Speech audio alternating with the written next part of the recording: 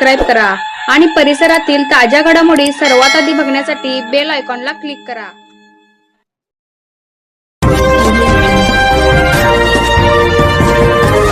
राष्ट्रीय विद्यालयात बालकुमार साहित्य संमेलन संपन्न। राष्ट्रीय विद्यालय तमदलगे येथे बालकुमार साहित्य संमेलन संपन्न झाले।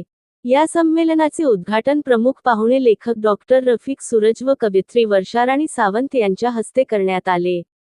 कार्यक्रमाची सुरुवात मान्यवरांच्या हस्ते कुसुमाग्रज यांच्या प्रतिमेचे व ग्रंथाचे पूजन करून करण्यात आले। याप्रसंगी विद्यार्थ्यांनी तयार केलेल्या सृजनानंद या हस्तलिखिताचे प्रकाशन करण्यात आले। बालकुमार साहित्य संमेलनातील मान्यवरांचे स्वागत विद्यार्थिनी भक्ती गावडे हिने केले। यावेळी अनेक विद्यार्थ्यांनी स्वरचित कविता व कथा सादर केल्या। लेखक डॉक्टर रफिक सूरज यांनी विद्यार्थ्यांच्या सादरीकरणाचे विशेष कौतुक केले। या संमेलनाचे अध्यक्षीय भाषण संमेलनाध्यक्ष आर्यन गायकवाड यांनी केले।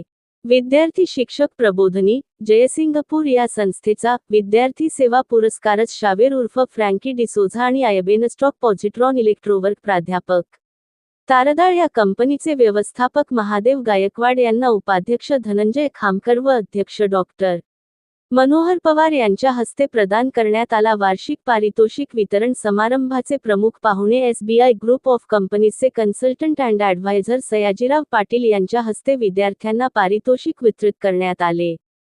सयाजीराव पाटील यांनी विद्यार्थ्यांसाठी व त्यांच्या पालकांसाठी SBI बँकेच्या विविध योजना व अर्थनियोजनाबाबत मार्गदर्शन केले। विविध गुणदर्शन कार्यक्रमाचे उद्घाटन अविनाश चवगोंडा पाटील यांच्या हस्ते करण्यात आले।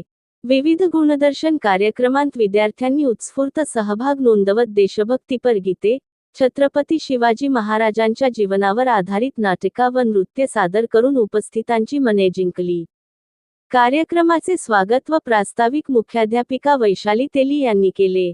सूत्रसंचालन श्रद्धा तेली व वर्धमान माणगावे यांनी केले, तर आभार प्रदर्शन काशीनाथ मोहनडुळे यांनी मानले। या कार्यक्रमास डॉक्टर अंजली पवार, माधुरी बेळगुंदकर, रवींद्र भोसले, धनाजी नंदीवाले, पुरुषोत्तम शिरसेट तसेच अनेक साहित्यप्रेमी, पालक, शिक्षक, शिक्षकेतर कर्मचारी व विद्यार्थी मोठ्या संख्येने उपस्थित होते। समाजकार्य न्यूजसाठी तमदलगेहून दत्तात्रय कदम।